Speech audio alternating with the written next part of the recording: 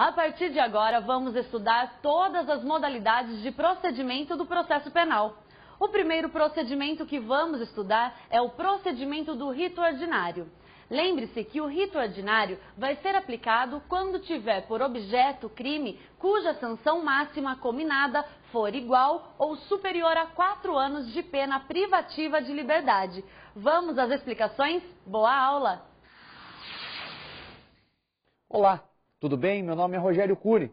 Hoje nós vamos tratar do tema procedimentos. Dentro de procedimentos nós vamos ver os ritos procedimentais, o rito ordinário, o rito sumário, o rito sumaríssimo, o rito do júri. Os principais ritos procedimentais que nós temos no Brasil. Esse é o tema dessa unidade que nós vamos estudar, ok? Rogério Cury é advogado, especialista e mestre em Direito, professor de Direito Processual Penal, professor de Direito Penal, organizador do Vademecum Penal, editora Ridel, professor convidado PUC São Paulo, COGEAE, sócio proprietário escritório Advocacia Malheiros e Cury São Paulo, sócio do escritório de Advocacia Ismanioto, Cury Castro, Barros e Brasília, palestrante em vários estados do Brasil. Muito bom. O primeiro tema a ser tratado será rito ordinário. É isso mesmo, o rito principal que nós temos no Brasil. Rito ordinário é rito que vem previsto nos artigos 395 a 405 do Código de Processo Penal. É o rito base que nós temos no Brasil. Este rito ordinário, nós vamos analisar que este rito é aplicado para crimes com pena máxima em abstrato igual ou superior a 4 anos. É isso mesmo. Crimes com pena máxima em abstrato igual ou superior a 4 anos, nós teremos o rito ordinário, o rito base para os crimes no Brasil. Isto vem descrito no artigo 394 do Código de Processo Penal. É o artigo 394 do Código de Processo Penal quem faz a divisão dos ritos. Os ritos hoje no Brasil, eles são regidos pela pena máxima em abstrato previsto ao delito. Então, todos os delitos no Brasil que possuem pena máxima em abstrato igual ou superior a 4 anos, em regra, terão rito ordinário. Em regra, e eu repito, crimes com pena máxima em abstrato igual ou superior a 4 anos possuirão rito ordinário. Eu digo em regra porque nós teremos exceções. E veja que nós temos exceções, talvez no próprio Código de Processo Penal ou em leis especiais. Você percebe que no novo Código de Processo Penal, nós encontramos aqui, após a reforma de 2008, nós encontramos, por exemplo, crimes que tenham pena máxima em abstrato igual ou superior a 4 anos, que não possuam rito ordinário, que é o caso dos crimes de competência do júri. Existem, no Brasil, crimes dolosos contra a vida, consumados ou tentados, cuja pena máxima em abstrato é igual ou superior a 4 anos e não possuirão rito ordinário, porque possuirão um rito especial, o rito especial do júri.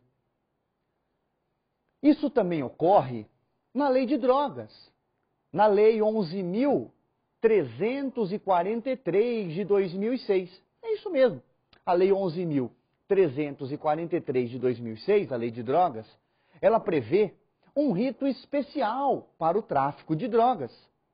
O crime de tráfico de drogas, por exemplo, do artigo 33 da lei em questão, ele tem pena máxima em abstrato de 15 anos. Isso mesmo, tráfico de drogas, pena máxima em abstrato de 15 anos. O rito não é ordinário. Qual o porquê disto? O porquê é porque a lei de drogas é lei especial e possui um rito especial.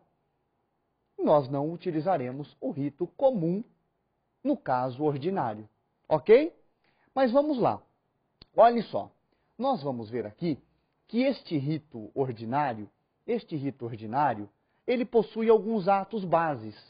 E nesse primeiro momento, nós vamos ver o raciocínio desses atos bases do rito ordinário. Nós teremos aqui basicamente que, havendo um fato criminoso, e este fato criminoso, possuindo pena máxima em abstrato, igual ou inferior a 4 anos, pena máxima em abstrato, igual ou superior a 4 anos, em regra, este fato será apurado por meio de inquérito policial. Em regra, este fato com pena máxima em abstrato, igual ou superior a 4 anos, será apurado por meio de inquérito policial. Eu digo em regra porque nós vimos em unidades de estudo anteriores que o inquérito policial não é um procedimento obrigatório. Ele é um procedimento dispensável. Ok? Nem todo crime precisa possuir inquérito policial para apurar aquele fato. Mas, em regra, haverá inquérito policial. Ok? O inquérito policial, nós já vimos em unidades anteriores, ele está previsto no artigo 4º a 23 do Código de Processo Penal. Importante é que, terminado este inquérito policial, nós teremos a oportunidade do oferecimento da ação penal. Isso mesmo, ação penal. Oportunidade de oferecimento de ação penal. A ação penal, que também foi vista a matéria em unidades de estudo anteriores, nós temos ela previstas no artigo 24 a 62 do Código de Processo Penal e no artigo 100 a 106 do Código Penal. Muito bem. Este é o momento que nós vamos começar os atos específicos do rito ordinário. Daqui para frente, a partir do oferecimento da ação penal, nós teremos o estudo dos atos processuais específicos do rito ordinário. E vejam vocês que aqui na sequência, nós já teremos a ação penal sendo endereçada para o magistrado, para o juiz. E é esse momento aqui que nós precisamos guardar. O momento em que a ação penal é endereçada para o magistrado.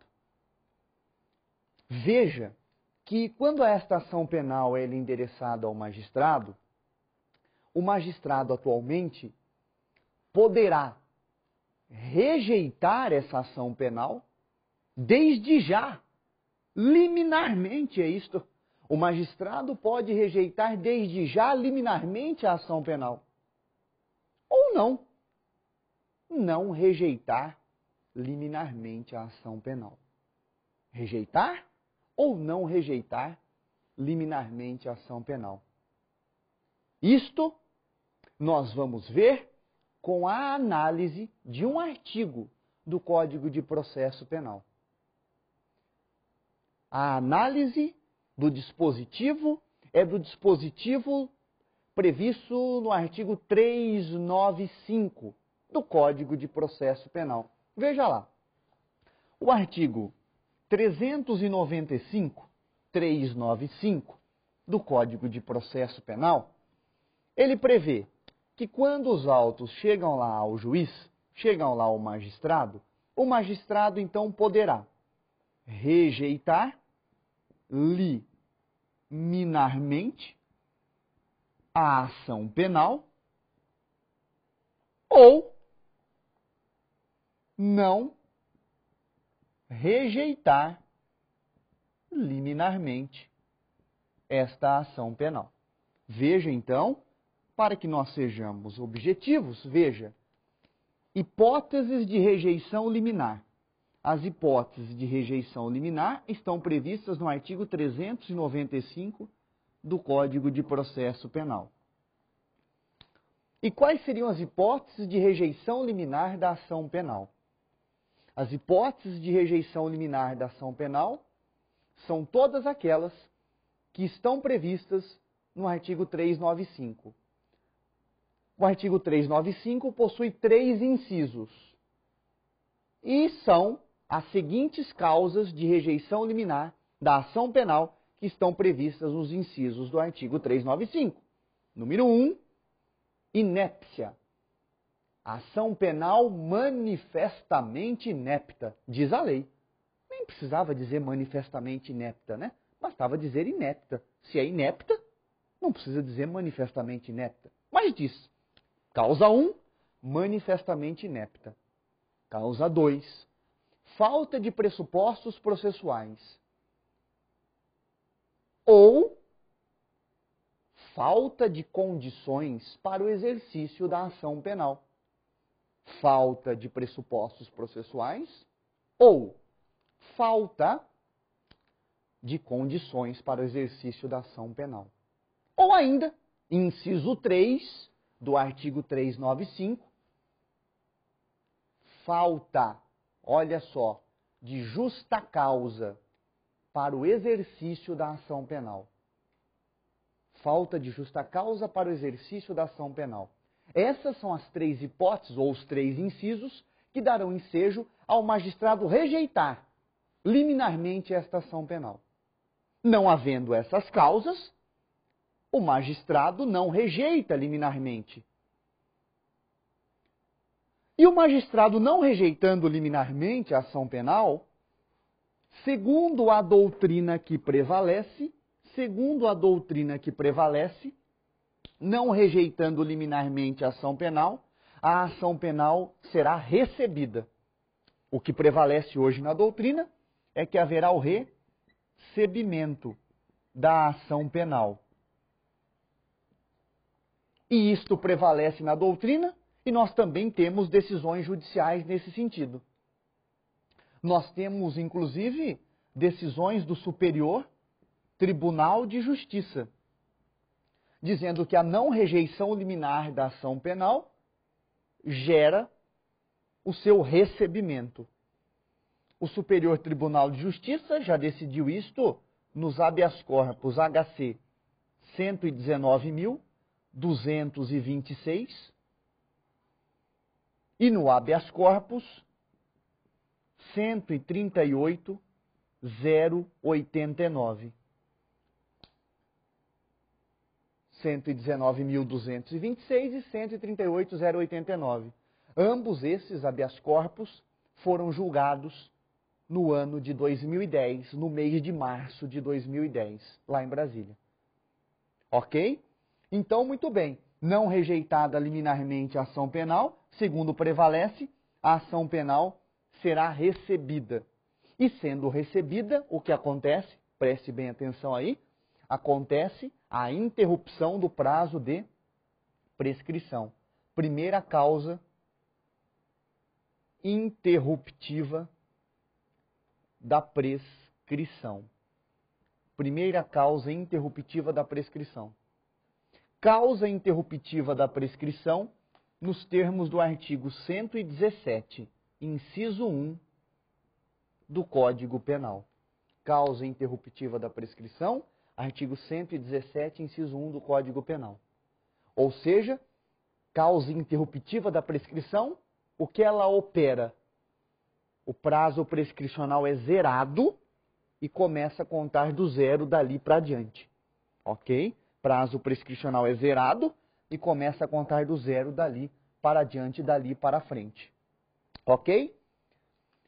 Não cabe recurso da rejeição da ação do magistrado, da decisão do magistrado que não rejeita liminarmente. Não cabe recurso. É possível a impetração de habeas corpus. E da decisão que rejeita liminarmente a ação penal, cabe recurso em sentido estrito. Artigo 581, inciso 1 do Código de Processo Penal. Rejeitou liminarmente a ação penal, recurso em sentido estrito. Não rejeitou liminarmente, não cabe recurso. É possível a impetração de habeas corpus. Este é o primeiro momento sobre a matéria procedimentos. Este é o primeiro momento sobre a matéria rito ordinário. Até a próxima! Diante dessas informações sobre o rito ordinário, teste seus conhecimentos, tanto no quiz como no livro da disciplina. Os exercícios costumam se repetir nos concursos públicos, então, bons estudos!